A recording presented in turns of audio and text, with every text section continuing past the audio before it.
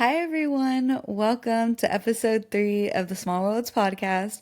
If you're coming back, thanks for joining us again. And if you're joining for the first time, welcome.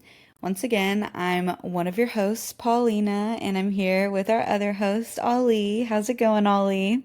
It's going good. How are y'all? How are you? I'm good. Just kind of just excited to get into today's topic, honestly. As you know, the audience doesn't, but we're going to be carrying on the conversation about social media. The whole theme this season is social media, and I'm really excited to get into what we're getting into today. And I know it's been a minute since the last episode, so I just want to do like a really fast recap. I know because we didn't do an episode last week. So we skipped 1 week, but I just want everyone to be on the same page. Last episode, we talked about content creation and the type of content and creators that we're making popular, and altogether, how social media has turned into this algorithmic revenue machine that's generating less and less authentic content and creators. Yeah, I think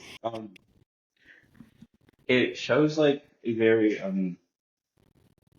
I think it will kind of like end up almost like pop music in a way where there is algorithmic prowess, right? The stuff that like Hmm. gets the views and it'll become its own like like the content creation industrial complex where you've got like what is essentially TikTok Hollywood and indie TikTok.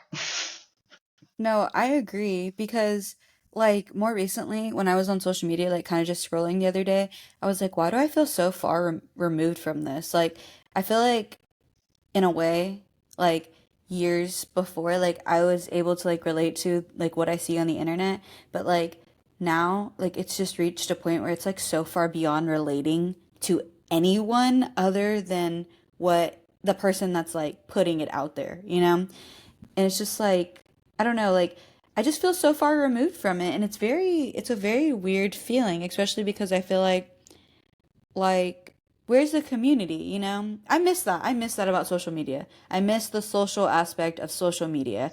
And like I just don't feel like anyone is really seeking community on there. Like I said, like I feel so far removed from everything that I see. And that's one of the things that we're going to be getting into today. And kind of one of the bigger takeaways from last episode, which was the inauthenticity in the type of content that is becoming more and more popular. And last episode, we talked about Gavin Wylan. If you don't know who that is, you can go listen to last episode and you will be all caught up on that. But another person I wanted to talk about last episode that we didn't get to, but I really wanted to, was Kai Cenat. Have you ever like watched his streams? Never a full one, but I've seen clips and Yeah. I'd say it's funny. Yeah, same. Like I've only ever seen clips, but I don't know. It's like it's just another thing that I feel so far removed from. Like I can't like sit there and watch it and like feel like I like really relate to it in a way. And maybe that's not what it's for. Maybe it's just like for funny funniness, I guess, comedy, like to make people laugh. Yeah. But I think, I mean, I know like we talked about Gavin last episode and like now I'm bringing up Kai, and they're a little bit different. Like, Kai's a really popular streamer. I don't know if you are aware of Kai's like success though as a streamer. I wasn't actually. Like I knew he was like very popular, but I didn't realize like the amount of success he's actually had as a streamer. Like number one, he has over 10 million followers on Instagram. I did not know Yeah. that. Like I did not know that he had that big of a following. And he surpassed, I forgot who the other streamer was. I want to say Ninja, but like I'm not in that realm. I don't even know if Ninja is a streamer, but he's Kai is now the most viewed streamer ever, which I didn't know that either. That's Um, that's a big achievement. I shout out yeah. to Kai. Yeah, I'm like I just like I literally did not know like I would see like his clips on Twitter and Instagram and stuff, but I never knew that like he had amassed like all of this.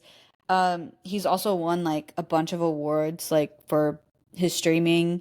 He came out in the Good Burger 2 movie. I haven't seen it, Interesting. but Me neither. I saw the first one.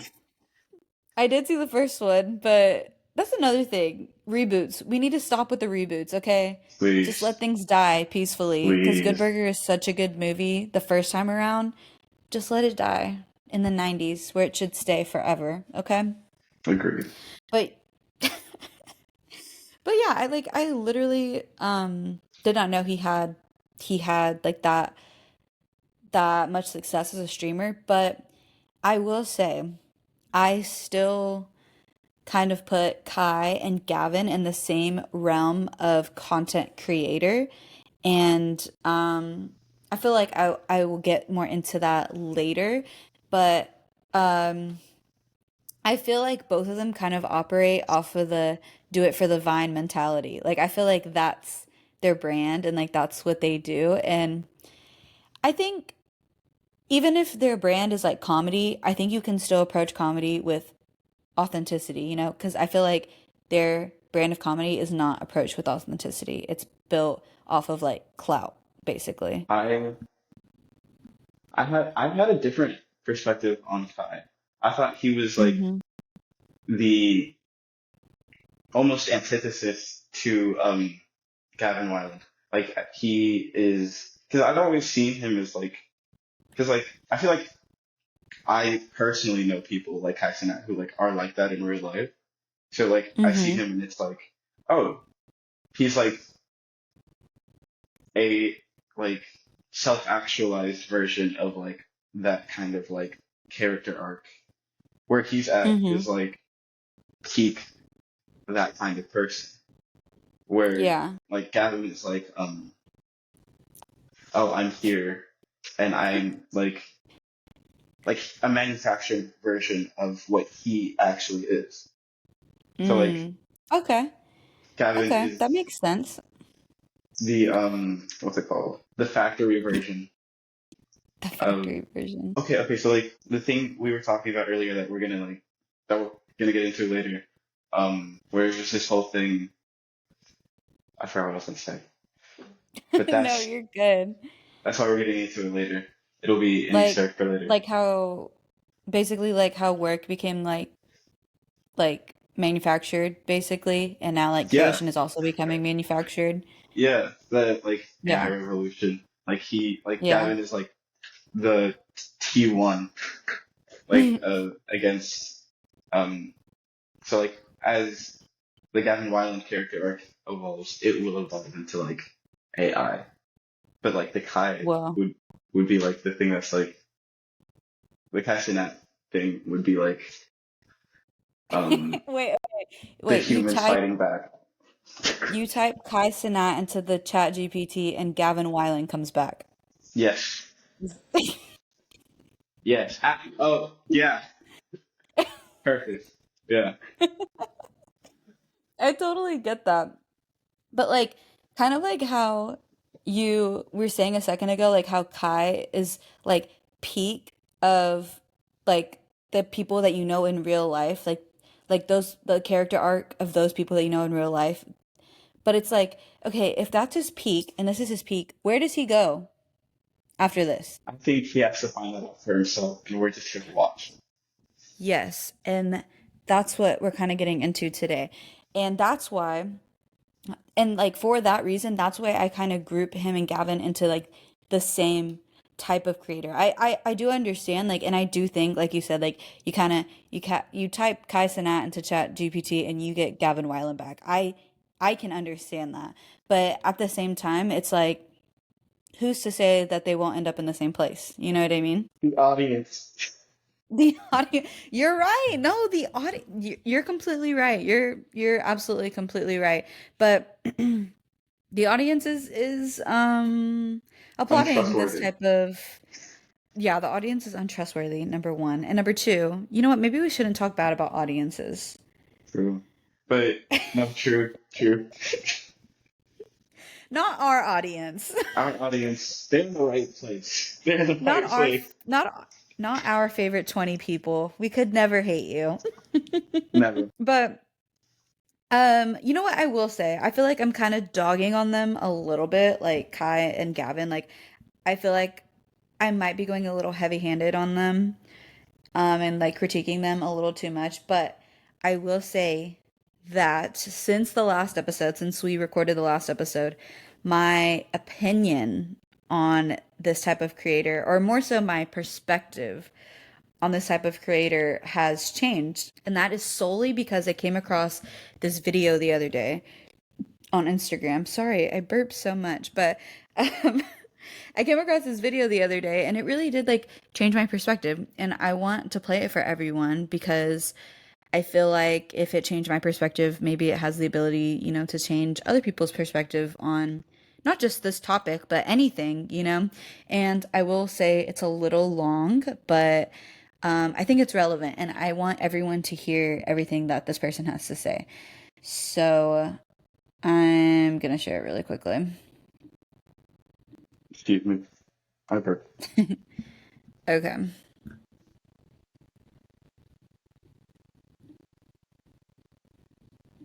Start creating. Nothing will do fucking wonders for your confidence like shifting from consumer to creator. Watch what happens when you take the leap, you muck in, you get stuck in, and you have the courageousness to actually externalize the ideas in your fucking head. When you stop consuming just for a little bit and you see what ideas visit you in that silence and you have the courage to fucking act on it. And it's shit at first. It's really shit at first. But you have to put the reps in and you get better at it and you get better at it. And nothing on this earth, in my opinion, for my confidence anyway, has improved my self-esteem than the day I fucking decided to be a creator, to contribute. And that doesn't mean like contributing something massive. It could be contributing in a fucking conversation.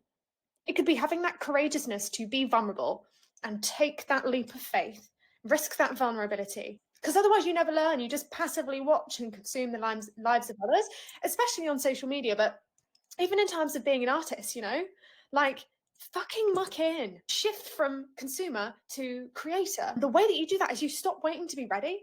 You stop waiting to be ready and have the right confidence in the right time of your life. Just fucking go. Even if you write a sentence today for that fucking book you've always had in your head and you're fed up of watching everyone else do it. Write the sentence. Do the fucking painting.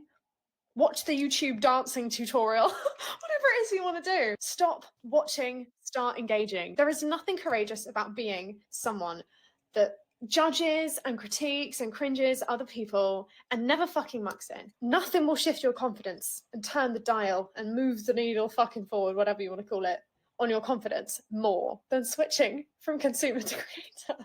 And you have to consume to be a good creator also. But honestly, in my opinion, it doesn't fucking matter that much.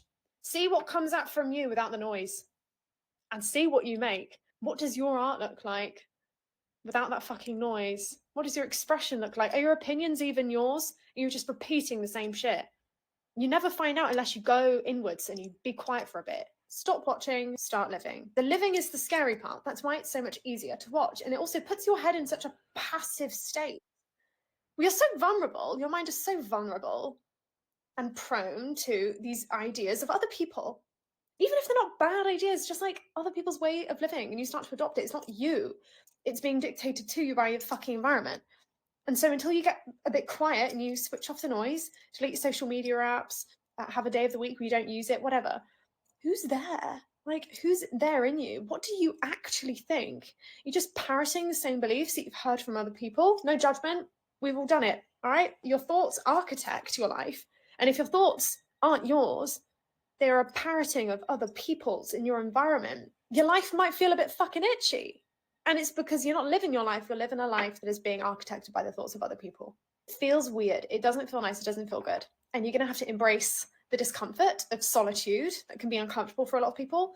You have to sit in that for you to find your fucking answers.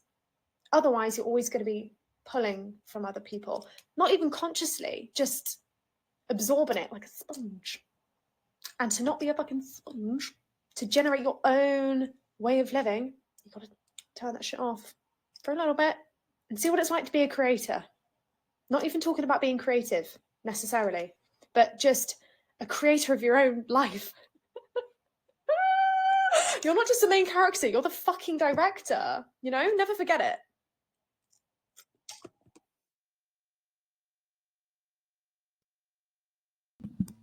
Thoughts on that? I have to grab my notebook, my little journal. Sorry.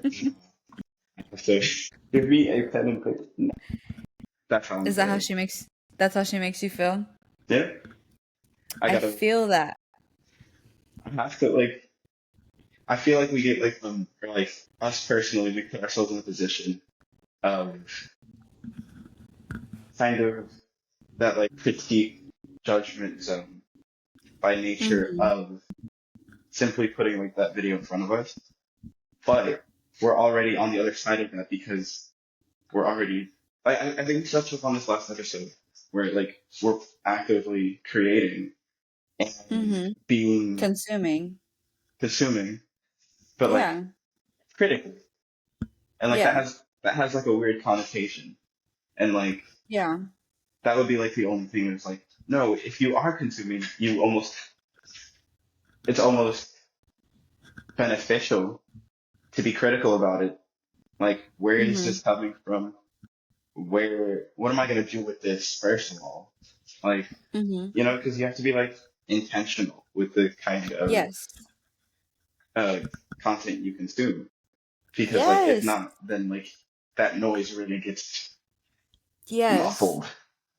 And that was the biggest thing that I was gonna say was that like I don't think it's necessarily the consumption that's the problem or even the critiquing that's the problem. I think it's the fact that we're not intentional with what we are consuming, you know? And when I watched that video, funny enough, when I watched that video, it made me think of Gavin and Kai.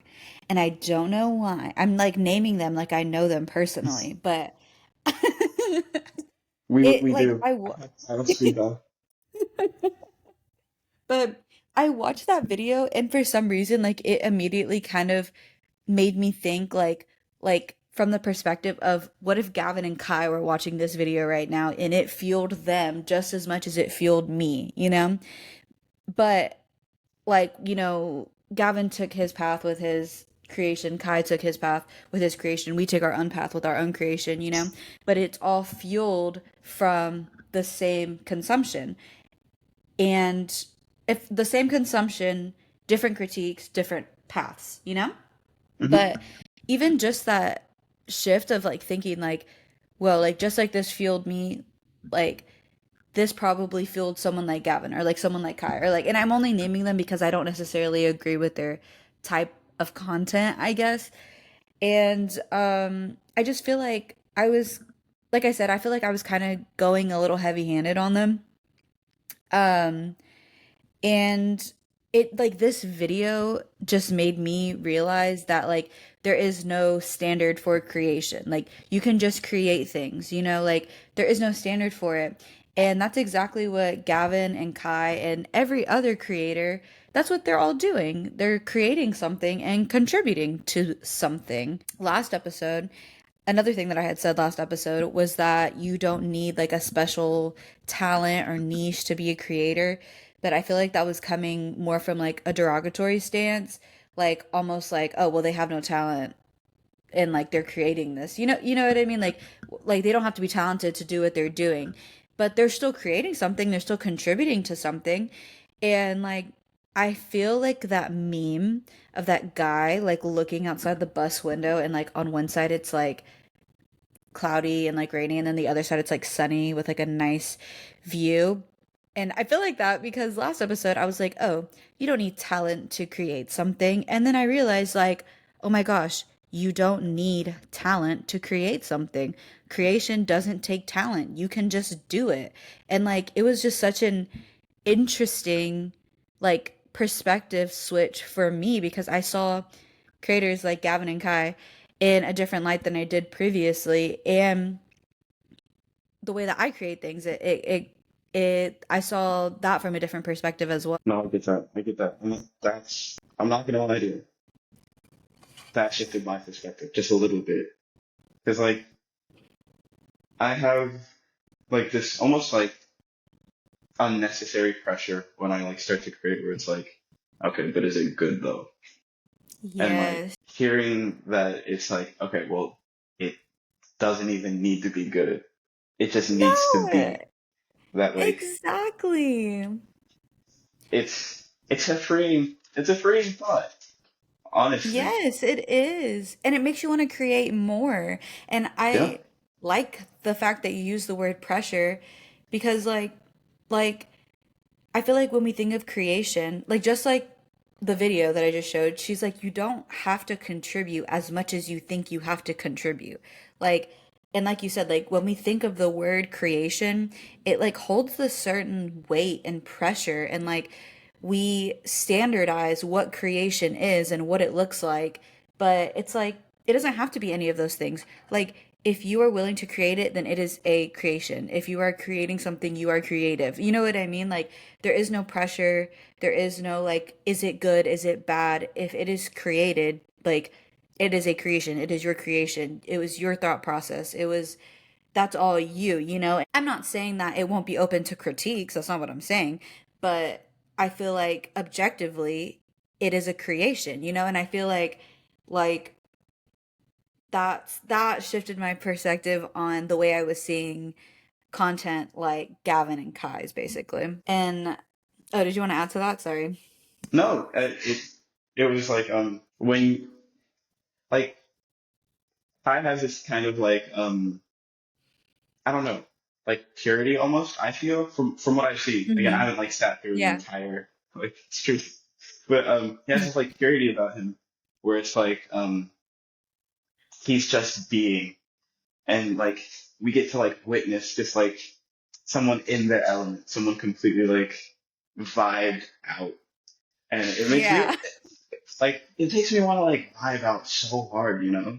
Like No, I it's feel that. fire. Like I want to go find what makes me feel like. I definitely like in the clips that I've seen, he definitely has like a childlike innocence to him. Like just like he just reminds me, okay, and this is not even like to diss him, but like he just reminds me of like a middle school boy. Just Yeah, like full of like so much just like fun. Like they just want to have fun. yeah, They don't care about girls. They don't like they just want to ball with their bros. Like they don't care about anything else, you know? And like that's kind of like I said, like in the clips of the streams that I have seen, like I just feel like he does create that environment where like you just want to go and like you just want to vibe with him. You just want to chill, like, you know? But and like I hate to be the Debbie Downer here, but it's like I feel like it creates a space of like too much comfort because it's like okay, if you're comfortable, you know, where's the growth? You know, where does this go? You know what I mean? Like that's kind of where it takes me. And that might be like my addiction. And I hate to say this because I feel like this is you don't like this, but my addiction to like progression, like that might just be like my own thing. I'm always looking for like what can how can I progress? How can this grow, you know? And I just feel like in a scenario like that, like he provides so much comfort. It's like where can you grow, you know? I have 2 points on that. I'm the Okay. same way. I get that. I actually do get that. For me, it's like Mhm. an internal progression. Like, am I the best me? Mhm. It's Yes, I'm exactly the same way. I gotta be Hmm. like not like I have to be better, but like I gotta be better. You know? Yeah. I just feel like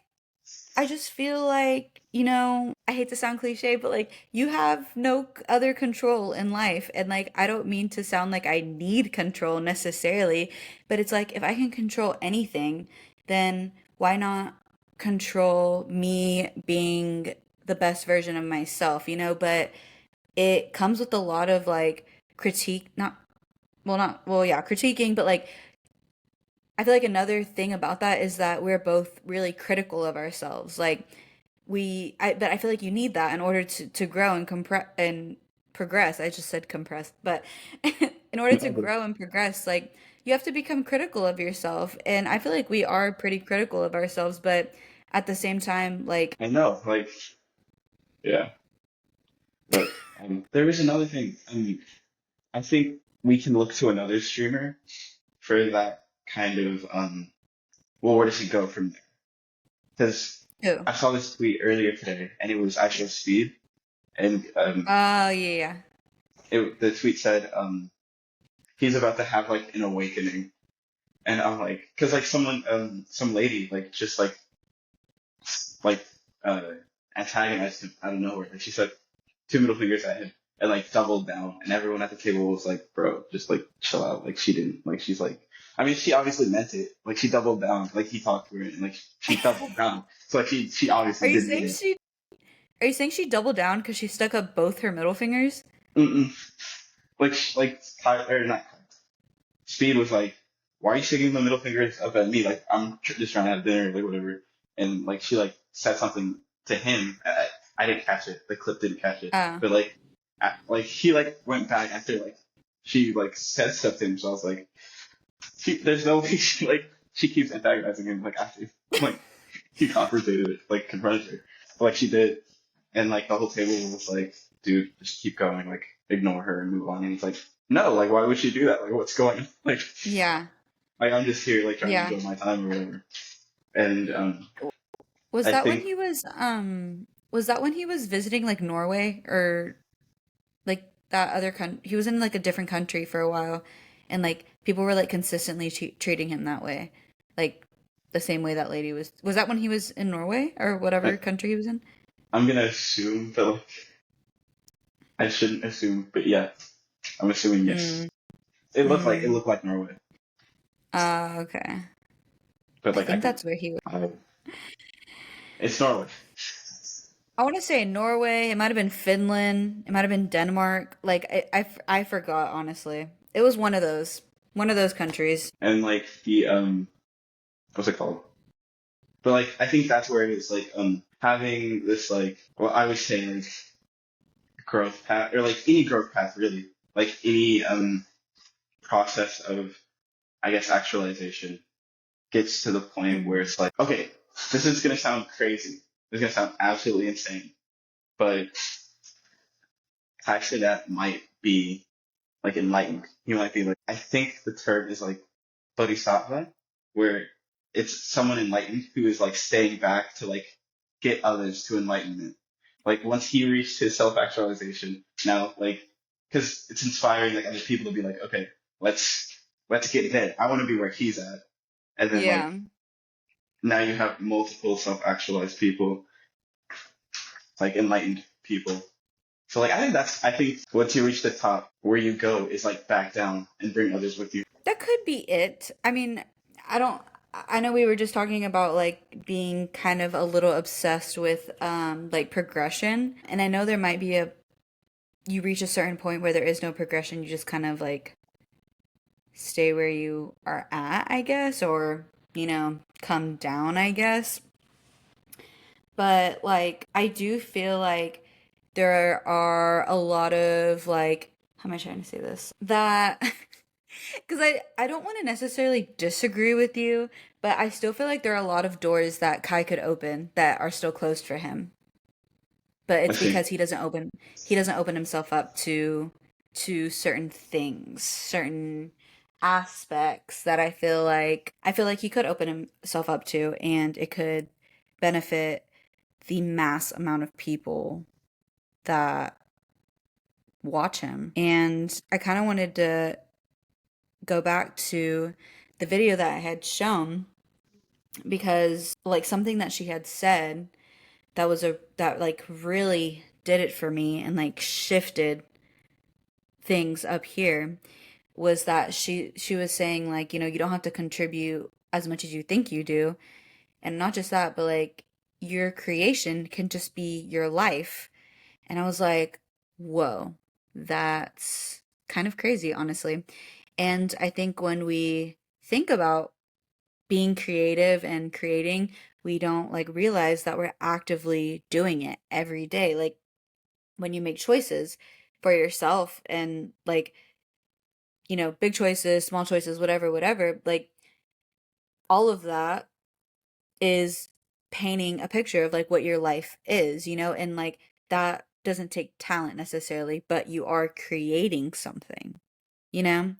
And I feel like that really did something for me up here. Like it really, excuse me, just like shifted things for me. And another thing, which I feel like this kind of ties the streamers and like the creators back into it, is that whatever you're creating is contributing to something. Something.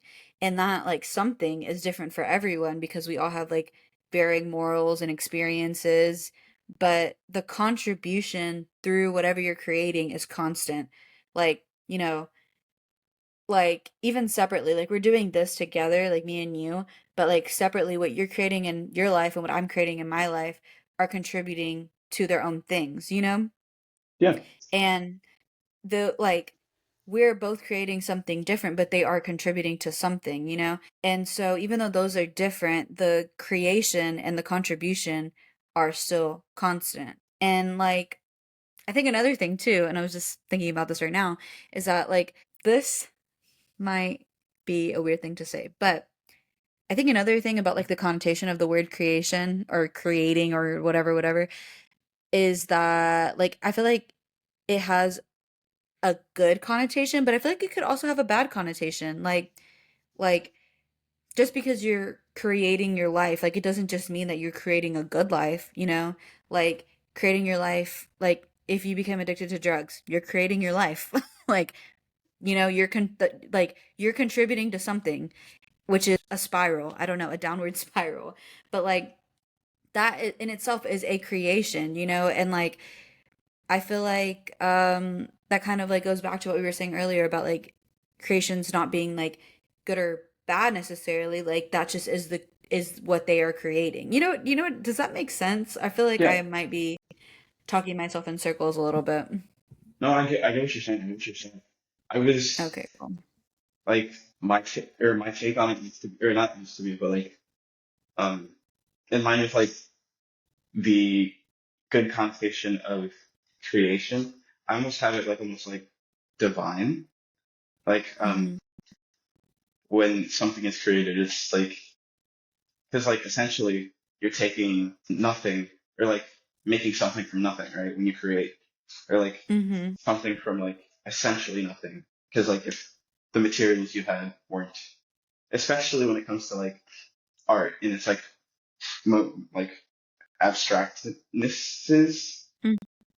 um, you like a painting. Like where did that painting come from, right? It Mhm. came from like your brain, your soul, right? Like Right. it came from like there's nothing like tangible there Mhm. except for like Right. so it's like this almost like divine process and like that can add like a pressure. So like in terms of bringing it off of that like not pedestal, but like that separateness, right? Because like I feel like as people we kind of like separate the divine from us, but it's Mhm. like it's a very human thing to create. So it's like Mhm. at the very least when you create, you're being a person. So like you can like take that and like feel that Mhm. instead of be like Pressure. yeah, Yeah. yeah, And I think like because you were saying like when you're creating something like there is no tangible like from your head like to the creation, like there is nothing tangible between the idea and the creation itself, And that makes me think of, I think it's one of Newton's laws, but that like energy can't be created, it's only like transferred.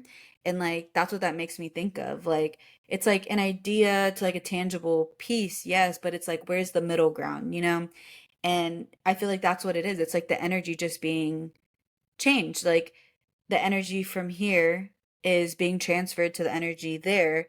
And like that's how it's like being created, And like I feel like I kind of like that you brought up like the divinity of it all. I think that's what that is. Like, yeah, I personally I really like to link like science and spirituality when I can. And I feel like even though Newton's law is technically like science, that shit was spiritual. You can't tell me energy cannot be like what does he say? He's like energy cannot be um Destroyed or created or destroyed, create only yeah, transferred, changed. yeah. And I'm like, no, like, okay, yeah, I get it. It was scientific, but it's like, no, that's a little spiritual too, you know, if you think about it. No, I And agree. that's, I think, I don't know what religion that is, but that's my religion. Finding like synchronicities like that, that like kind of help me confirm like it's real, you know? Like that energy shit is real. Newton said, okay, I have sources. Isaac Newton. Look him up. my source, it came to me in a dream. Divinely inspired. That's my Right. source, actually. Resource, Lord and Savior Jesus Christ. I mean, How do I cite that? that reminds me of that scene from Step Bro. Have you ever seen Step Brothers? Mm. Oh my God, it's such a good movie. I love that movie. But they're like applying to a job, and they're like, the interviewer is like, I see you listed Jesus Christ, our Lord and Savior, as one of your references. We are looking for people we can reach. That movie is so funny. Literally so funny. I've got to watch it. Okay. I've got to see it because like there's a drumming scene, right? Where like they're on the. Yes. Yes, bro, that movie is so good. I can almost cite every single line from that movie. I've seen it so many times, and it still makes me laugh so hard every time I see it. It's such a good movie. Oh my goodness. Yeah, I'll watch it. That's the final flaw. But Yes, yeah, put it on the list. I don't know where you can stream it at, but I'm sure you can find it somewhere. But I wanted to say, and I will say, that my perspective has definitely changed. I do believe that you don't need talent for creation, but I also believe that there are degrees to creation, like degrees at which you can operate at. Like when you're creating, I feel like a part of the process of like creating something is thinking about what it's contributing to. And I think that step alone elevates a creation and kind of takes it to a higher degree versus creating something and not considering what it could be contributing to. I got you. Like, am I am I going to give the world the song it needs, or am I going to be one of the many noisemakers? Yeah. Yeah, that makes sense. 'Cause it's like I feel like if you're not um taking into consideration like, you know, the song that the world needs, then you are just like a noisemaker, you know, and that like your creations are operating at like a lower degree than what they could be operating at because you're not taking into consideration like the audience in a way. And I think oh, I'm sorry, we're gonna say something? Initiative. Like Mm-hmm. that's I don't want to say it's the creator's quote unquote responsibility, but Mm-hmm. it is like an option to Mm-hmm. kind of like challenge yourself and put yourself in that like, what's the best thing I can create right now? Let's get that. But like without Yeah. the I would say without the desire for like it being talented. Like Yeah. less of a you want achievement, not necessarily accolade. Right. Yeah, that makes sense. I think even more so that like I feel like the word audience can be a little misleading because I feel like audience like you think of like outside of you, like other people that are going to be perceiving it, but I think also your audience can be yourself. Like like you said like you can create from a place of like what do I need right now?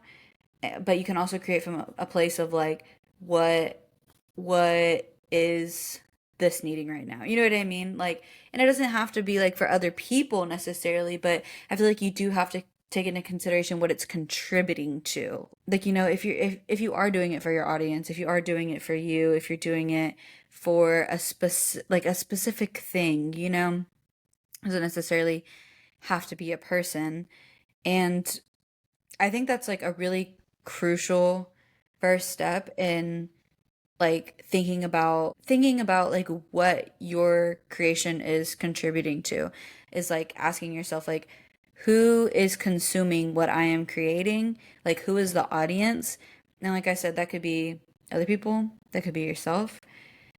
Um, and I think another like really important thing to ask, like when creating something, is, this is a little confusing, but what am I consuming that influences what I am creating? I get that. Like, oh no, I actually really do get that. Like, I have like an example. Like, there's this song.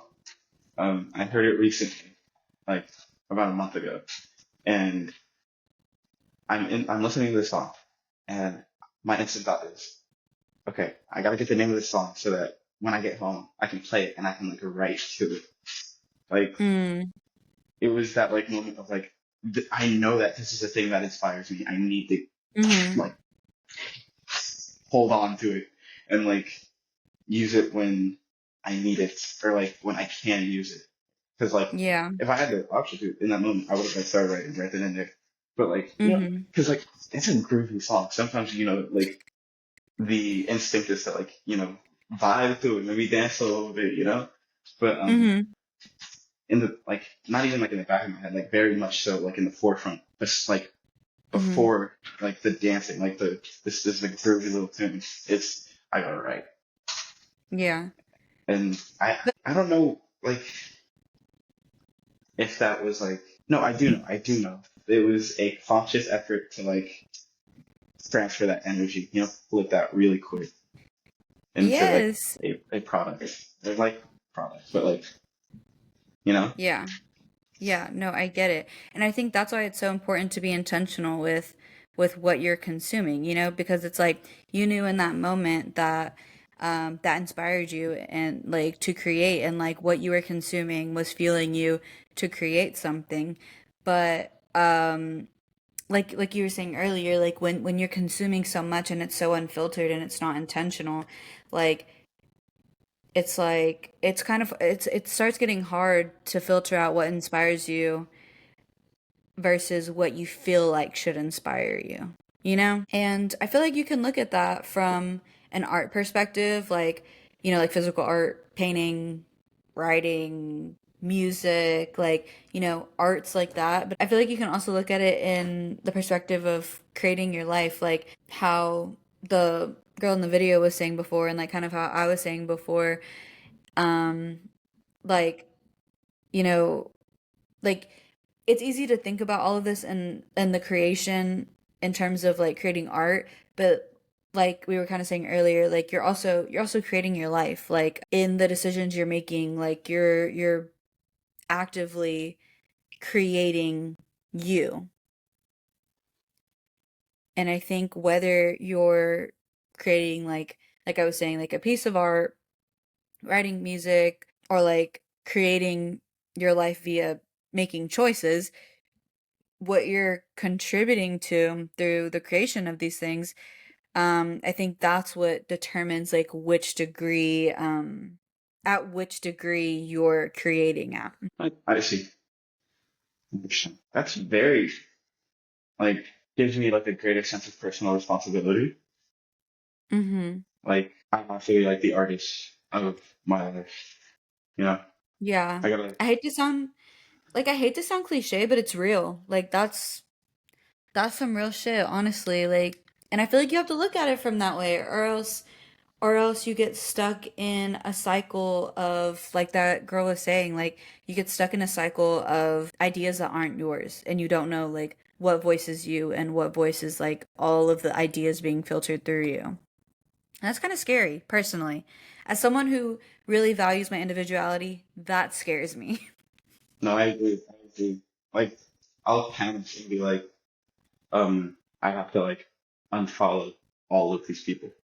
Their thoughts no longer align with like with what I'm like dealing with. Like so, like it'll be like let's say four blue check marks who are like Mm-hmm. into what I'm doing right now, and then 2 weeks later I have four less blue checks until the next four blue checks start doing what I'm like on. Mm. It's very like I wouldn't say like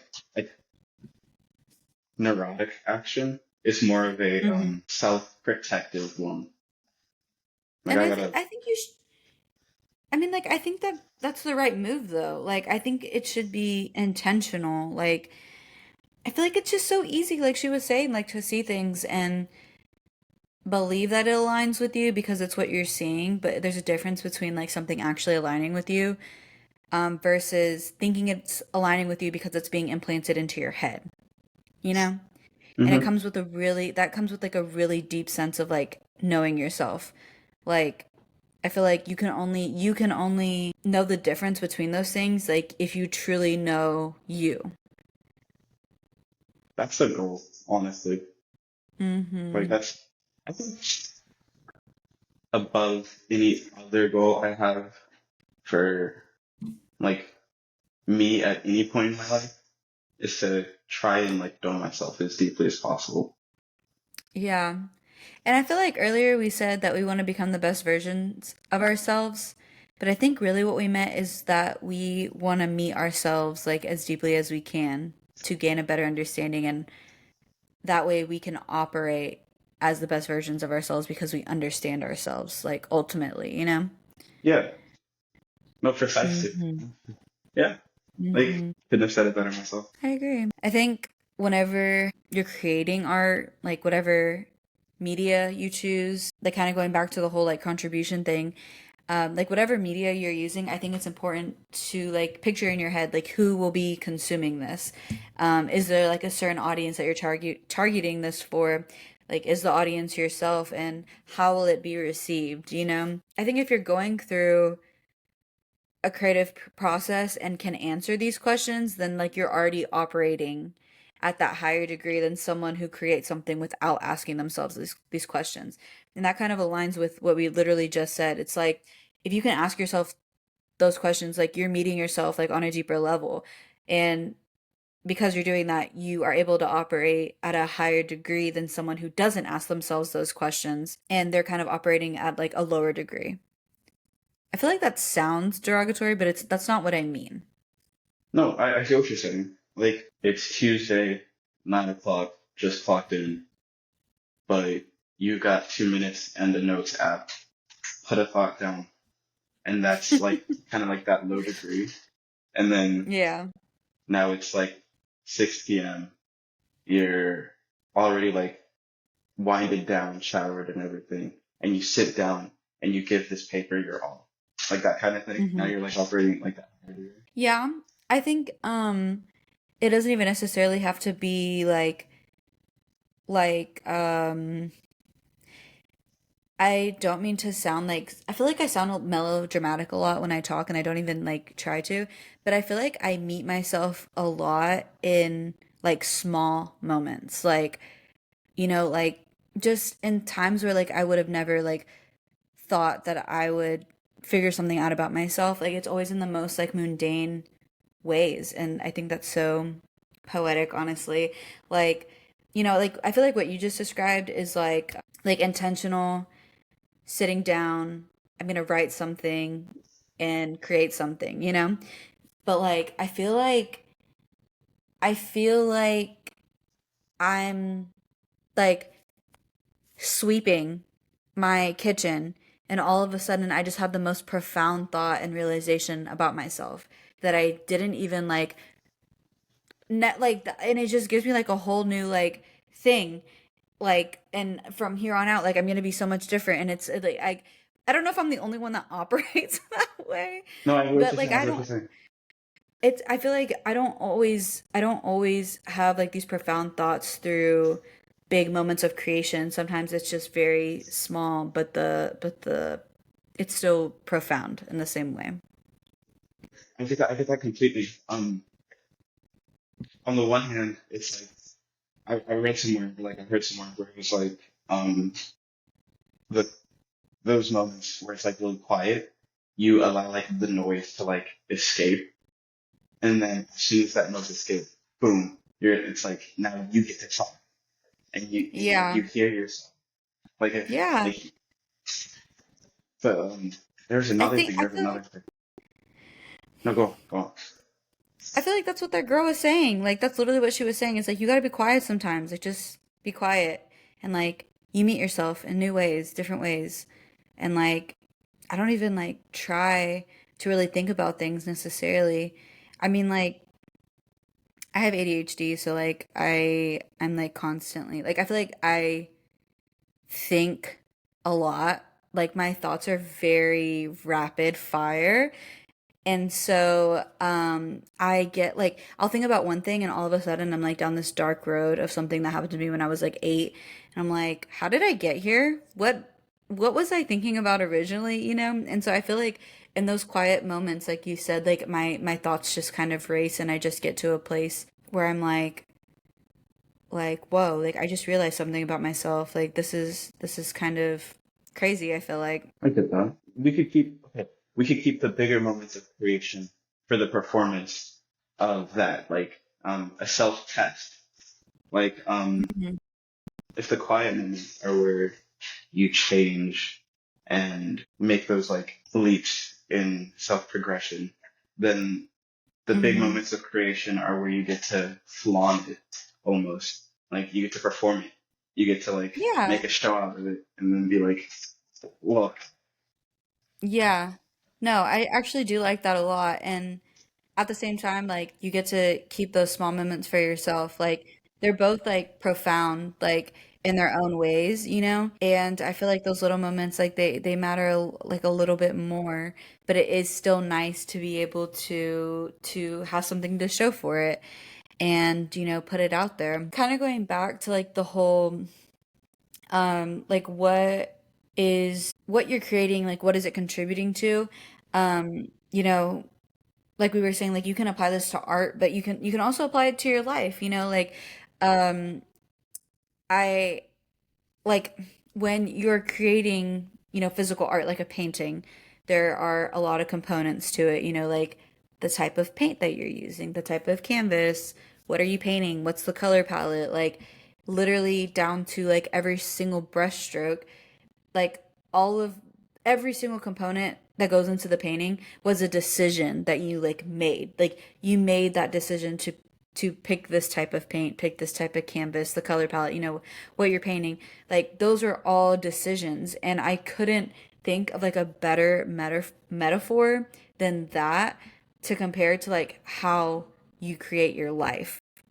And I feel like that's like just to use like another example, like even like when you're making music, the vocals, the melody, the beat, like all of those are components that are really just decisions, but contribute like to the overall piece of what you're doing. And I think that's literally, quite literally, exactly what your life is. Like every decision that you make is like a brushstroke of a painting of like your life. And I think that that's kind of nice to think about that like your life individually, your life, my life individually, like they're all different paintings and like every decision that we make is like adding a new line, a new color, like a different angle of this. You know what I mean? Are you laughing? No, no, like there's this book I read called The Artist's Hmm. Way, and like Hmm. this is my plug for it. I'm suggesting it to you, and like Okay. by extent, like our audience, but like it, like okay, it's so hard. It's like okay, so like at the time I just started. Or I hadn't just I've been boxing for a while, so like I applied it to that. But like I was also writing, so I applied it to that. But in it like essentially gives you like a personal inventory throughout the entire book, like self check-ins and everything. Like, what do you want? And like, it essentially asks you to like observe and then, but also like build your life, like how you were talking about. But like, it Hmm. uses that lens of creativity to like filter out the whole thing. So like now it's like we've got like the very like cliche stuff like what kind of house do you want to live in or whatever. but it's also got like the Yeah. minute things of like how do you want to like wake up, or like when you wake up, initiate this like specific practice so you Yeah. have like a reference point for your like current like situation with whatever it may be. So like you Yeah. anything that like could be applied to like an artistic practice in that book can also be applied Mhm. to an aspect of your life. And like they give Yeah. like and like there are places where you can find I like because like I used to like I still do this like I try to keep like Hmm. a consistent like practice of Hmm. like what I want my life to like look like, and Hmm. usually it's like split up into like 5 to 12. I usually use 7 branches of the tree of my life, like family, friends, work, physical well-being, creative well-being, and spiritual well-being, and like, Hmm. et cetera, et cetera. And then you like not plan it out, but you kind of like plan each out, and like you start small with like what kind of daily practices would it take to get there, and like you're essentially Yeah. like it really is like an opportunity to be as creative and outlandish as possible, because Yeah. like again like or like not again but like there's this J. Cole quote where Why are he's you like laughing? I think I'm like really excited to live in a time where I can quote Shakespeare and J. Cole in the same podcast episode. Like I'm really excited for that. Forgot the quote. I laughed too hard. Oh, damn But it. it's essentially if you shoot for the stars, or like you'll like even if you miss, like he had his oath. It's from like a specific song, and I know that like quote gets around or whatever, but the way J. Cole said Yeah. it like unmatched. But if you like miss and you're like aiming that high, like how bad are you like really like missing comparatively? That's kind of bars, not gonna lie. That kind of Does makes J. Cole sense. have a Wow. Grammy? He needs a Grammy, like I for don't that. think he does. He barely just got his first number one song with Drake, that first person shooter song. That's That was his insane. first, yeah, that's his first number one ever. We have done Yeah. J. Cole a little bit wrong. I kind of agree.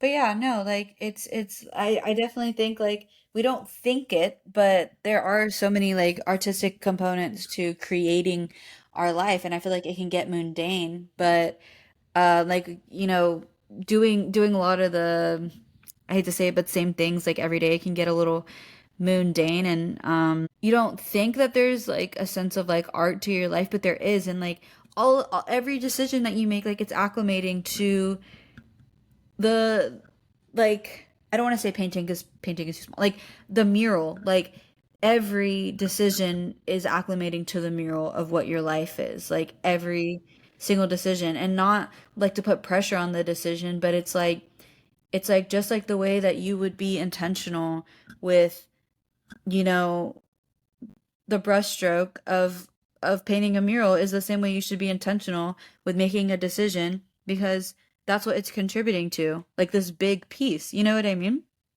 I just think that actually, I would sometimes controversial. It may take a little bit of like purposeful unintentionality, like we're because like Hmm. it's about being free. This painting Hmm. is, or this mural is a conglomerate of Hmm. your artistic liberty.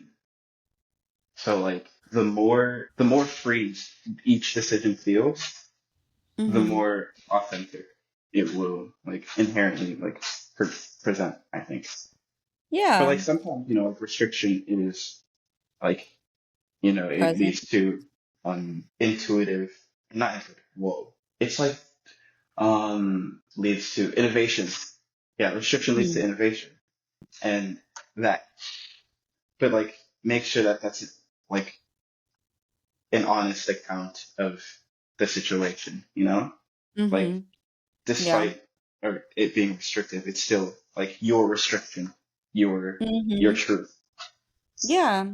And like you get to make your way out of it in your own way, like that's still contributing to your life, and like the creation of your life. And I think that decision making process and like weighing those options of like what should I do, I think that's a lot like the creative process. Like I feel like it's pretty much just like the creative process. Like when you're creating something, you think like, how should I do this? How should I approach this? Whatever, whatever. What is my intent? What is my desired outcome?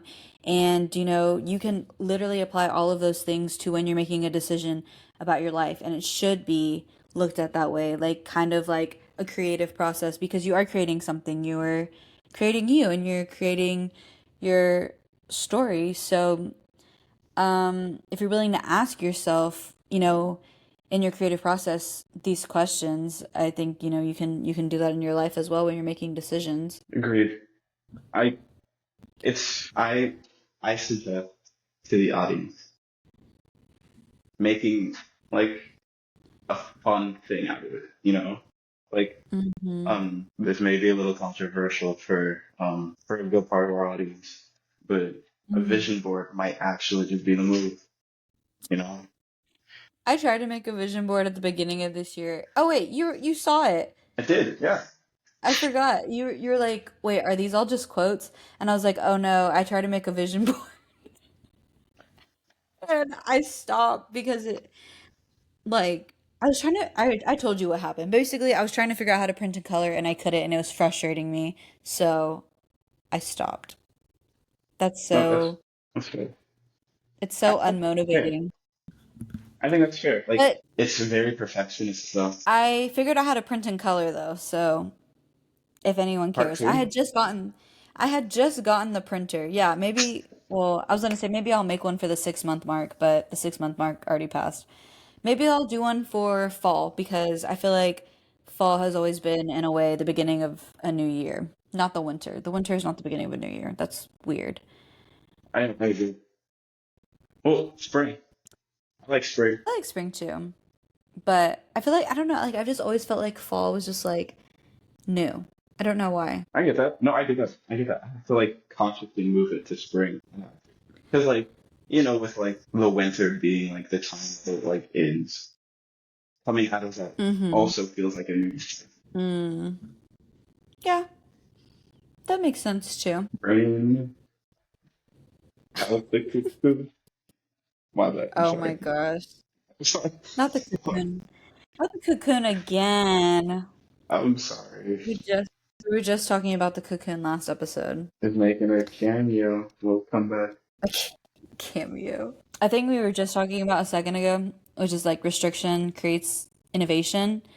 Which I think kind of carries into like the other thing that I wanted to bring up, was that people only operate and like create from a place of like knowing, like you can only operate off of the information that you have access to. And so I think that's what leads into the next question of like, what are you consuming? What innovations are you opening yourself up to that influence what you can create? And that can be applied to physical art, or it can be applied to your life. Like in the same ways, like how we were been talking about like this entire time, like you can apply it either way, like whether you're applying it to actually making art, or if you're applying it to just making decisions in your everyday life, and creating your story. Agreed.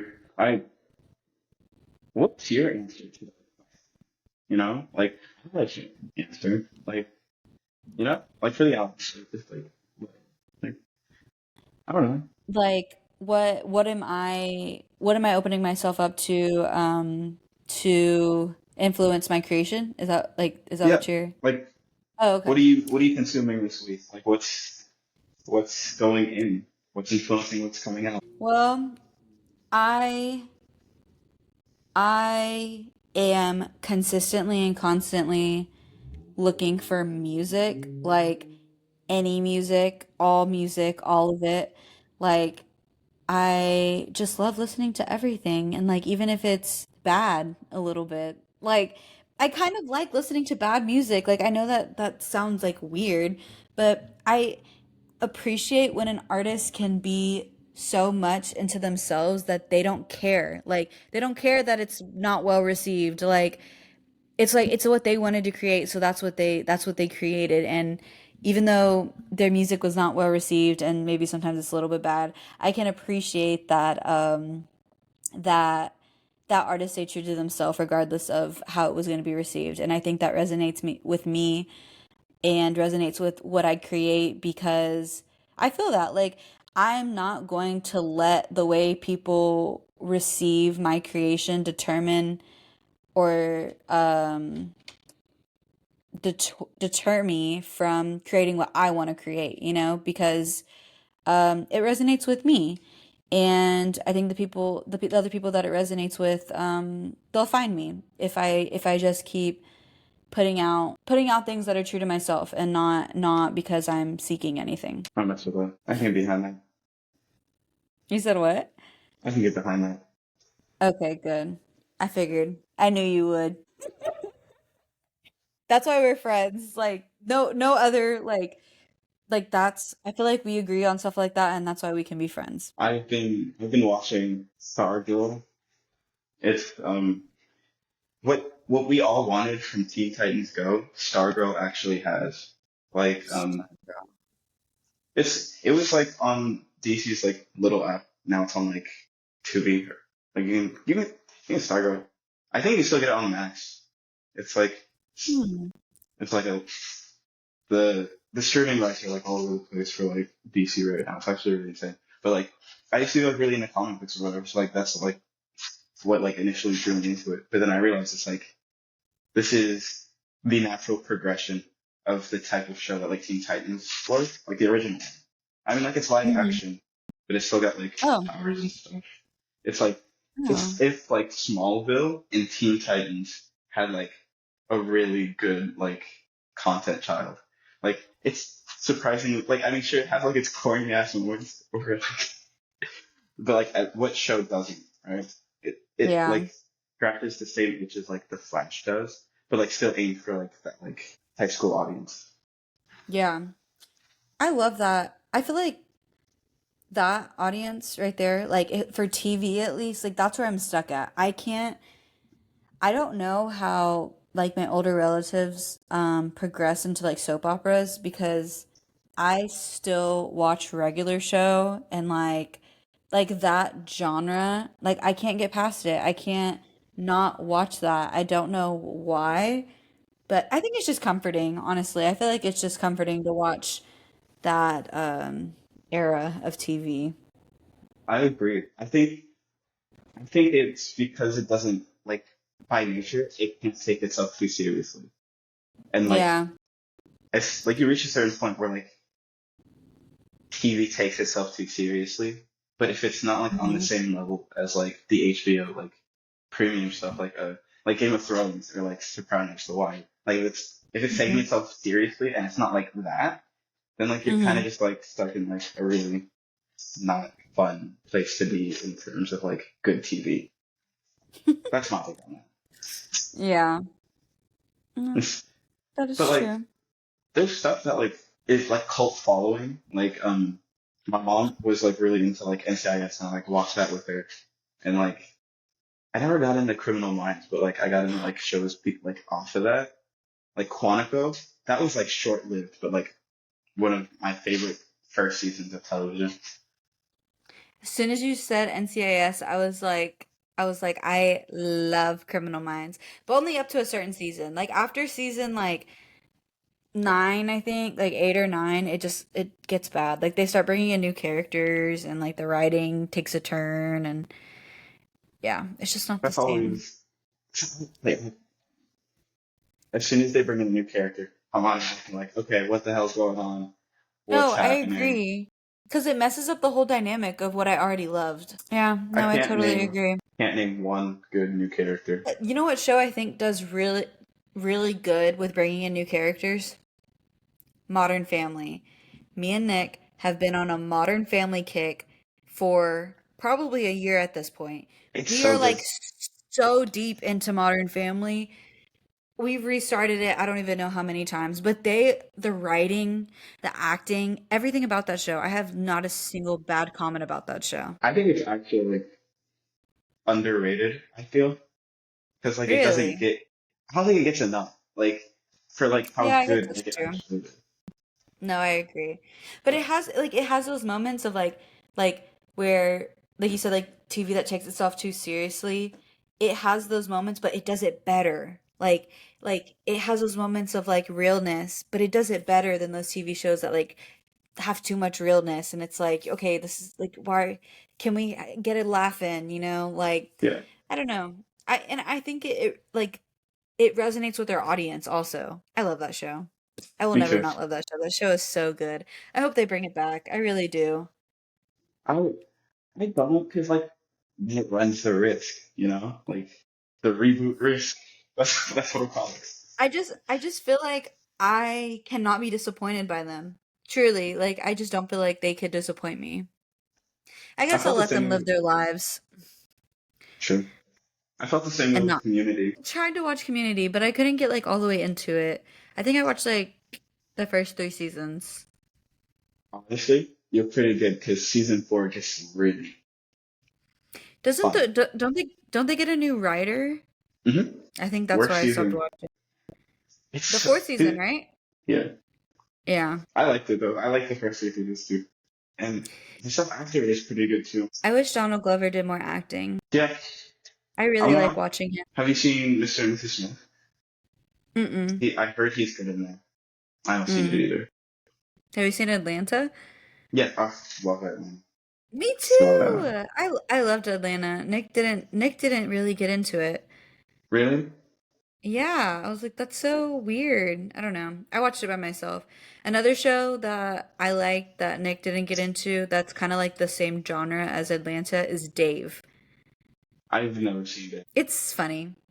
Funny? Yeah, you can tell Lil Dicky writes a lot of it. Okay. Is he like a funny dude? Like, is he? I think he's funny. I don't know. Okay.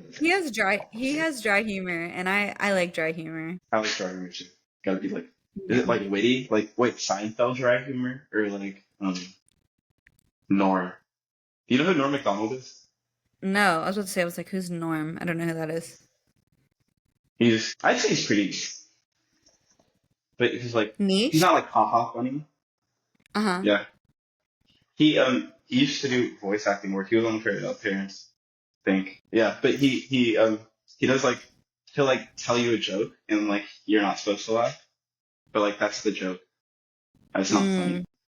Like I think it's like that one guy on Instagram where he's like, "Hi everyone, I have a new joke today.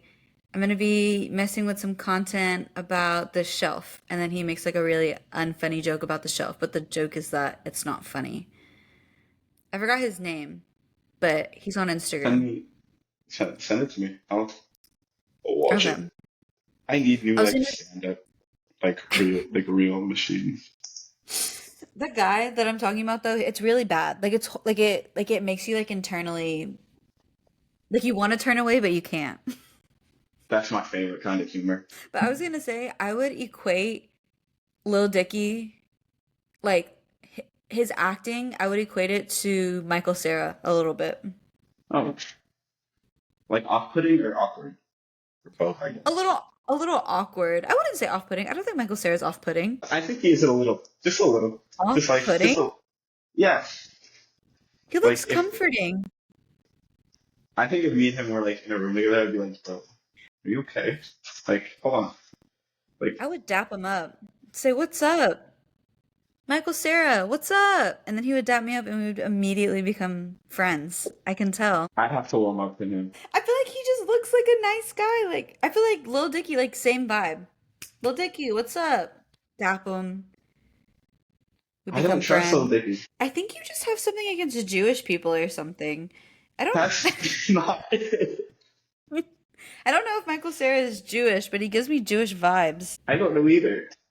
Well, Seinfeld is cool. Like, I think this is Is But like Seinfeld he's in like Jewish? hot water right now. Yeah, he's in What like is he mad in hot hot? water right now though. For what? The Israel Palestine conflict. Well, not conflict, but like you know what I mean. Yeah. Interesting. Did you hear that Cody Ko is getting accused of all that stuff? Yeah, Bro. I was gonna like feel about it. Like, thoughts? Yeah. My thoughts are what the fuck? Like literally what the hell? Like, but what's even crazier is that like it's just now coming to light, but like this has been talked about for years already. Like it's been multiple years that people have been talking about this situation, but it's just now that like people are like, "What the fuck, Cody Co?" Like I'm like, "Why now? Like what changed?" That's a, I feel like that's a good question. Like, I mean, like, I think his name is D'Angelo Williams. I yeah, think because he like made that video like directly addressing Cody, which no one had done, I think that's what. I got you. Like, someone was like D'Angelo was like, spotlight now. Yeah. He's like, no one else has the balls. Fine, I'll do it. You want to know my one of my favorite points on that whole thing though is that people who label themselves as feminist like commentary channels, like for instance Curtis Connor. You know who Curtis Connor is? Mm-mm. He's like kind of friends with Cody Co. They've like done like a lot of collabs together and stuff. But like is he like kind of deems himself like a more he I think he actually has a bigger female following than male following. And so like he likes to see himself in like this feminist light, like he paints his nails and wears makeup sometimes. Like he's like sees himself like in that way. And people were like it's funny that like people like Curtis Connor who like view themselves like in this like feminist aspect are not addressing something like this, you know, like when he Curtis Connor has addressed like multiple people with allegations against them, but didn't address this one thing. You know what I mean? Does that make Yeah, sense? Yeah. People were like, that's really interesting. It's like Curtis Connor doesn't miss an allegation. Like, there's an allegation, Curtis Connor's talking about it, but it's like, um, that's your not this man. one. Yeah. I thought that was your man. Like, like you ever meme? No. Okay, there's this meme, and it's titled POV. POV, your friend got what's it called? Exposes offender. Pedophile? Yeah. Oh. And, like, yeah, something crazy like that. And it was like, hey, and like it's like it's Lou something, and it was like Lou something, and he comes and he's like, hey, I heard they got your man. I've never seen And that. on credit to they got your man. You grew up with him. I heard y'all grew up together. What the hell? The video, whatever you're talking about reminds me of another video that is like two guys and they're like in a visibly in a high school and the guy like walks up to the other guy and they have like Jersey accents and he's like, why people talking about you fuck my father and shit? Why I You heard little people talking Rodney about son. yes. Wait, you little Rodney son? Yeah, Rodney with the big fat butt? No. That's insane.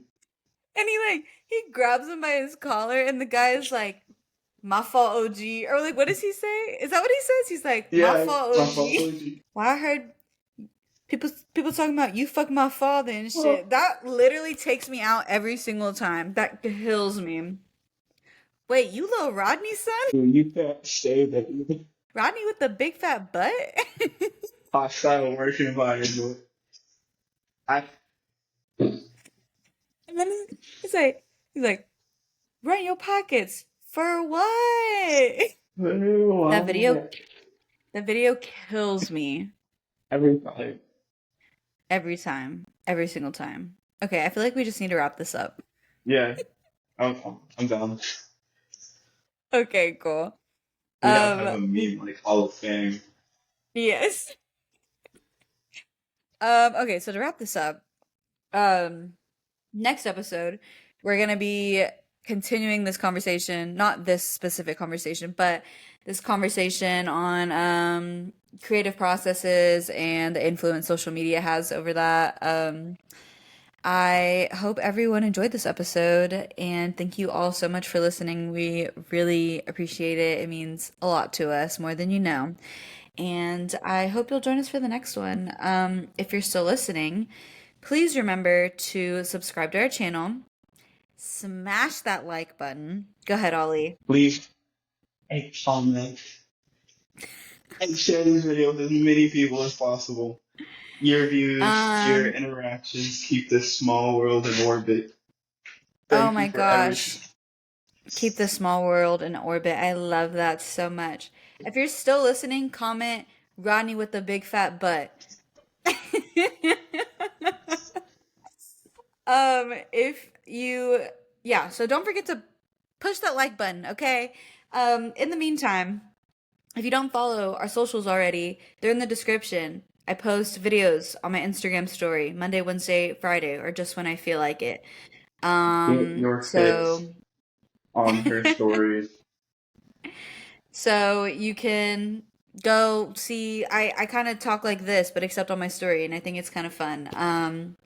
We also have a joint podcast Instagram account in the description, so that'll have like announcements and stuff. But other than that, thank you so much for joining us once again. Have a beautiful day, beautiful night, depending on when you're listening. Yeah, we'll see y'all next time. Bye, everyone.